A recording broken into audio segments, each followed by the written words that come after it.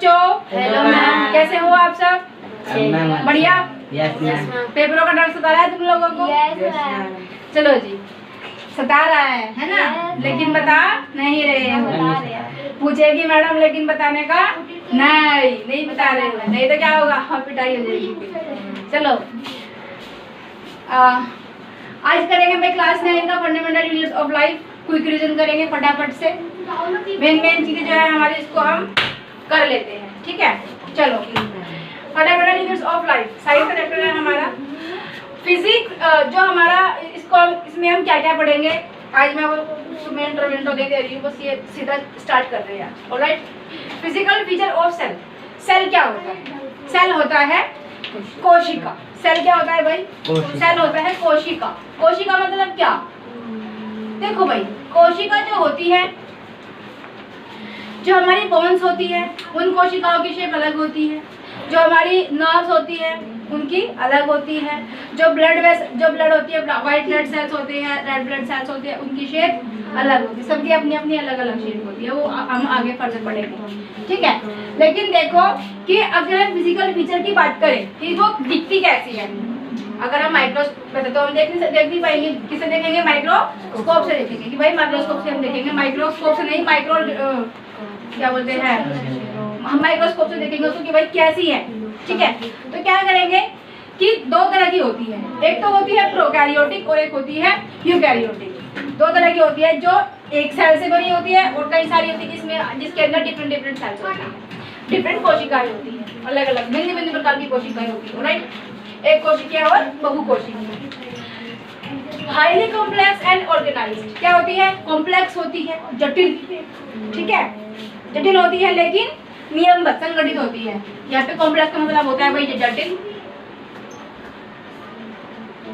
और ऑर्गेनाइज मतलब नियमबद्ध। नियमबद्ध मतलब एक वे होता है, ठीक है? एक वे होता है। परफॉर्म सेवरल फंक्शंस, कई सारे फंक्शन परफॉर्म करती है। आज मैंने तुम्हें बताया कि भाई हमारी बोन्स की जो होती है, बोन्स की भी जो सेल्स होती है, छोटे छोटे सेल्स मिलकर क्या बनाती है? टिश्यूज बनाते हैं। टिश्यूज हमारे बहुत सारे टिश्यू मिलकर हमारे ऑर्गन्स बनाते हैं, जो एक पूरा सिस्टम, जैसे कि जस्ट लाइक डाइजेस्टिव सिस्टम का काम करता है, जिसके अंदर बहुत सारे क्या होते हैं भाई? अलग अलग ऑर्गन्स होते हैं, ठीक है? जस्ट लाइक इसोफेगस की बात कर ले, फिर उसके बाद में लीवर की बात कर ले, उसके बाद और big intestine, small intestine, etcetera etcetera, बहुत सारी चीजें यहाँ पे होती हैं। तो क्या करती है? Perform several functions. कौन करता है? लेकिन कोशिका। कोशिका के बिना संभव नहीं है, क्योंकि देखो जब हम घर बना रहे हैं, ठीक है, तो किसकी जरूरत पड़ेगी भाई? एक पार्टिकल की जरूरत पड़ेगी। बहुत सारे पार्टिकल हो जाएंगे तो क्या कहेंगे? उसको सैंड कहेंगे। सैंड से हम एक ईंट तैयार करेंगे, एक ईंट से हम पूरी दीवार तैयार करेंगे, ठीक है भाई? एक ईंट से हम पूरी दीवार को तैयार करेंगे। दीवार तैयार करने के बाद में हम घर को तैयार करेंगे। घर को तैयार करने के बाद में हम कॉलोनी को तैयार करेंगे। कॉलोनी को तैयार करने के बाद में हम एक शहर को तैयार करेंगे। शहर को तैयार करने के बाद में हम एक स्टेट को तैयार करेंगे। स्टेट तैयार होने के बाद में कंट्री, मतलब कई सारे स्टेट हो जाएंगे, फिर उसके अंदर कंट्री बनेगी। तो वैसे ही सेल्स, टिश्यूज, फिर ऑर्गन्स, मतलब बहुत सारी चीजें होती हैं। तो जो सबसे छोटी जो यूनिट होती है वो क्या होती है? सेल। सेल मीन्स इकाई, ठीक है? समझ में आया? तो जो सेल है वो क्या है? वो सैंड का एक पार्टिकल है। जिस तरह से घर बनाने के लिए हमें सैंड के एक पार्टिकल की जरूरत पड़ती है, फिर बहुत सारे पार्टिकल इकट्ठा होते हैं, फिर उनसे ईंट बनाई जाती है, ईंट से फिर दीवार बनाई जाती है। जस्ट लाइक हमारे जो फंक्शंस है वो भी वैसे ही है कि एक कोशिका से फिर टिश्यू, मतलब एक कोशिका फिर बहुत सारी कोशिकाएं बनती है, मल्टी कोशिकाएं होती है, उसके अंदर मल्टी सेल होते हैं, ठीक है? उसके बाद में एक टिश्यू बनता है, टिश्यू बनते हैं, बहुत सारे टिश्यू बनाने के बाद में फिर ऑर्गन्स बनते हैं। इस तरह से ही चल रहता है process. Alright, generates a variety of chemical reactions. Chemical reactions भी एक भी फंक्शन होते हैं जब सभी कुछ हमारी बॉडी के अंदर हो रहा है। ऑलराइट, तो प्लांट्स की अलग सेल होती है और जो ह्यूमन बींग्स होते हैं उनकी जो सेल्स की बात करते हैं उनमें मैंने अभी बताया कि बोन्स की अलग होती है, ठीक है? जो हमारा जो वाइट ब्लड होता है, रेड ब्लड होता है, उनकी अलग अलग होती है, उनकी शेप अलग अलग होती है बोन्स की। वो आगे शेप भी बनाएंगे। शॉर्ट हेरिडिटी इंफॉर्मेशन मतलब जो हमारी वंशानुगत की किसके वंश से क्या मिला, मतलब जैसे कि मेरे पेरेंट्स थे, उनके पेरेंट्स थे, उनके पेरेंट्स से आए, उनके पेरेंट्स से आए, उनके पेरेंट्स से आए, इस तरह से एक चेन चलती हुई आ रही है। तो हम क्या कहेंगे कि हम उस खानदान से हैं। तो खानदान मतलब क्या, वंशानुगत, क्योंकि उनकी कुछ कोशिकाएं हमारे अंदर आई, हमारी कोशिकाएं फिर हमारे बच्चों में, उनकी बच्चे में उनकी कोशिकाएं, उनके बच्चे में उनकी कोशिकाएं, ऐसे चेन बनती जा रही है। ऑलराइट, आगे अगर हम बात करें इंट्रोडक्शन टू सेल, अगर इंट्रोडक्शन की बात करें, इसका मतलब होता है भाई वंशानुगत, वंशानुगत जानकारी। ऑलराइट, इंट्रोडक्शन ऑफ सेल की अगर हम बात करें, अब तो मैंने तुम्हें बताया है, लेकिन इसकी डेफिनेशन, एक प्रॉपर डेफिनेशन में क्या होगी। अगर डेफिनेशन की बात करें तो membrane bond unit that contain the basic compounds of life is called cell. Alright, अब डिस्कवरी की अगर बात करें कि किसने डिस्कवर की, कहाँ से आई, कैसे पता चला, जैसे कि इडली डोसा कहाँ का खाना है भाई, साउथ का, ठीक है। वैसे लिट्टी चोखा कहाँ का है भाई, बिहार का। तो इसको किसने फाउंड किया, कहाँ से आई ये, तो डिस्कवरी टू सेल किसने किया, discovered by an English scientist, एक इंग्लिश साइंटिस्ट था, उसने डिस्कवर किया। इसका नाम क्या था भाई, और कब किया, 1665 में। एक बंदा था जो कि इंग्लिश साइंटिस्ट था, रॉबर्ट हुक नाम था उस बंदे का, उसने 1665 में डिस्कवर किया भाई सेल को, कि इसको बोलते थे cell. Alright, while observing a thing, कब किया, क्यों, उसको क्या इच्छा थी, उसकी मतलब इच्छा थी उसकी कि भाई मैं सेल को फाइंड आउट करूं, नहीं, वो क्या कर रहा था, वो while observing a thin slice of cork, एक कोर्क की थिन स्लाइस को वो ऑब्जर्व कर रहा था। तो उसको पता चला कि भाई प्लांट में जिस तरह से सेल होती है वैसे ही हमारे जो ह्यूमन बीइंग है उसमें भी होते हैं, ठीक है। तो इस तरह से उसने क्या किया, इसको डिस्कवर किया, उसको फाइंड आउट किया, इसको खोजा। किसने की खोज भाई, खोज किसने की, रॉबर्ट हुक ने, कब, 1665 में। ऑलराइट, और कौन था वो, इंग्लिश साइंटिस्ट। हाँ, इंग्लिश साइंटिस्ट। समझ में आया, तुम्हें आया, तुम्हें आया, चलो जी लिखना है, लिखो, लिखा जाए। आगे अगर हम बात करें भाई लेवल ऑफ ऑर्गेनाइजेशन, ठीक है। अगर हम इसकी ऑर्गेनाइजेशन की बात करें तो क्या है, cell is the smallest unit of life, मैंने तुम्हें बताया कि सेल सबसे छोटा होता है। टिश्यू की अगर बात करें तो बहुत सारे सेल्स मिलकर क्या बनाते हैं, एक टिश्यू को बनाते हैं, मैंने तुम्हें बताया था। बहुत सारे टिश्यू मिलकर एक ऑर्गन को बनाते हैं। ऑर्गन सिस्टम बनाता है कौन, जब बहुत सारे ऑर्गन और टिश्यू आपस में वर्क करते हैं तो क्या बनता है, हमारा ऑर्गन सिस्टम बनता है, उसको बनते हैं। टिश्यू क्या होता है, सेल तो छोटा सा छोटा ही होता है, वो हमें पता चल गया। टिश्यू क्या होता है, a group of similar cells with the same origin that work together to perform the same function, कि बहुत सारे सेल मिलकर जब एक ही काम करते हैं उसको क्या कहते हैं, हम टिश्यू कहते हैं। समझ में आया। ऑर्गन्स की अगर बात करें, मेड ऑफ डिफरेंट टिश्यूज, अलग अलग टिश्यू बनते हैं, that work together to perform psychological function जब बनाते हैं तो क्या होता है भाई, वहाँ पे क्या बन जाता है, ऑर्गन बन जाता है। ऑलराइट, कि जो टिश्यूज है वो आपस में काम कर रहे हैं तो क्या बन जाएगा भाई, हमारा वहाँ पे साइकोलॉजिकल फंक्शन वो कर रहे हैं, ठीक है। ऑर्गन सिस्टम क्या होता है, सबसे इजी है, जैसे कि डाइजेशन सिस्टम होता है, डाइजेस्टिव सिस्टम होता है हमारा, ठीक है। तो उसमें कई सारे जो हमारे जो ऑर्गन्स होते हैं वो वर्क करते हैं। Organ system a group of organ and tissues that work together to perform specific function, कोई स्पेसिफिक फंक्शन, जस्ट लाइक हम बोल रहे हैं तो कई सारी चीजें यहाँ पे वर्क कर रही है। ऑलराइट, डाइजेस्टिव सिस्टम में मैंने तुम्हें बताया लीवर होती है, एसोफेगस होता है सबसे पहले, ठीक है। सलाइवा होता है हमारे माउथ के अंदर, तो वो सब परफॉर्म करते तब जाके वो काम हो पाता है।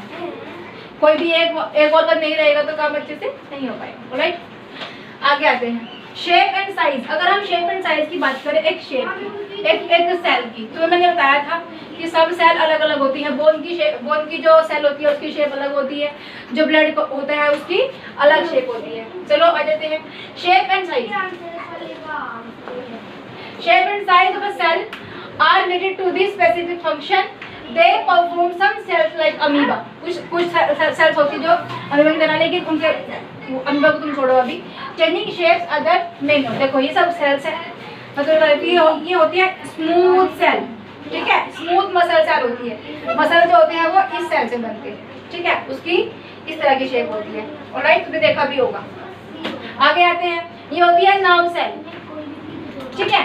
ये होती है ब्लड सेल, मैंने तुम्हें बताया था कि ब्लड सेल के बारे में बताया था। ये होती है बोन सेल, ठीक है। ये होती है बोन सेल, ये होती है फैट सेल। देखा होगा तुमने कि जब कोई एडवर्टीजमेंट वगैरह तुम देखते हो तो उसमें कैसे फैट बर्न करते हो, ये वाली मेडिसिन ले लो इससे तुम्हारा हो जाएगा फैट बर्न हो जाएगा, ये हो जाएगा, तो तुम्हें दिखाई जाती है ऐसी सेल दिखाई जाती है ना। जब कोई क्रीम का एडवर्टीजमेंट हो रहा होता है तो कहते हैं कि वो सेल्स के अंदर जा रही है क्रीम, उसको ब्राइट कर रही है, तो हम देखते हैं तो हमारी ये ओम वाली होती है। ठीक है, ये ओम वाली हो गई, ये फैट सेल हो गई, ये नर्व सेल हो गई, ये स्मूथ मसल सेल हो गई।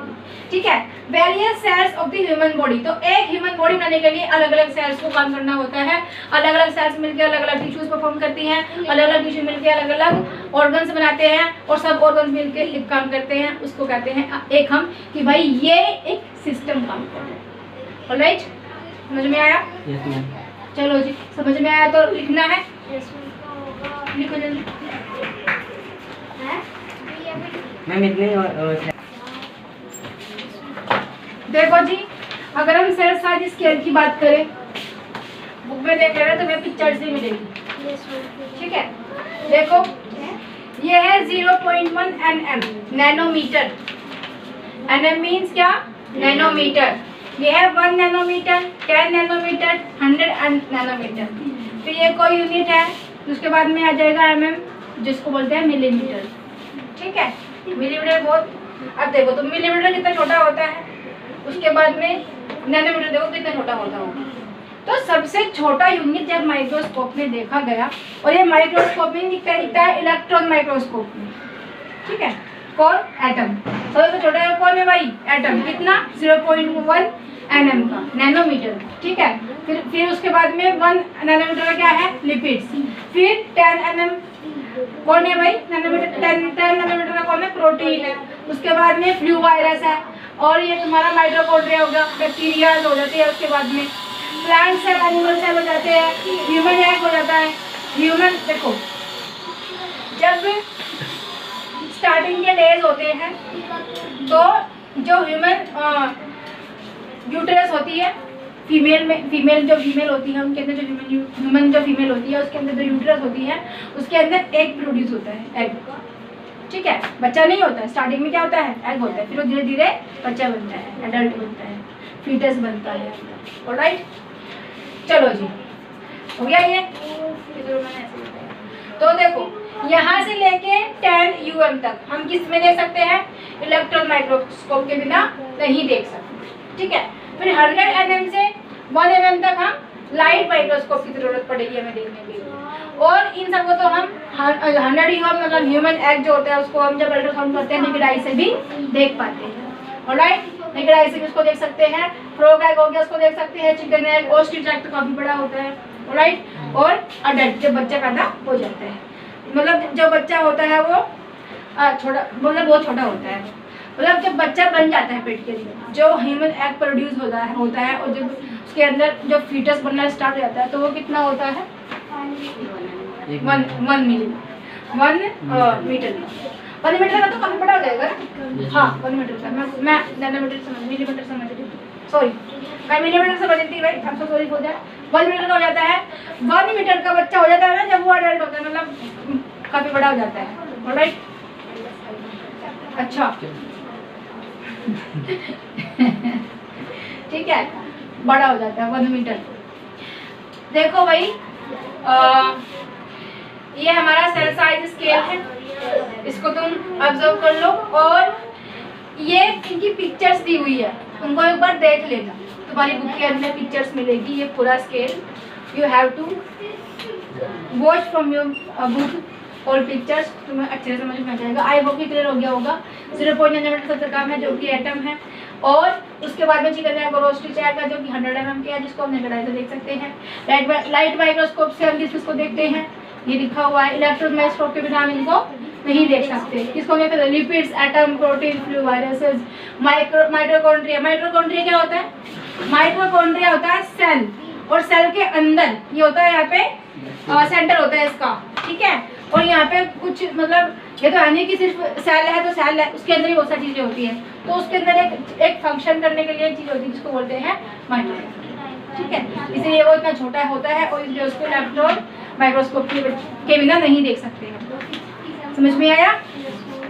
लिखना है, लिखो।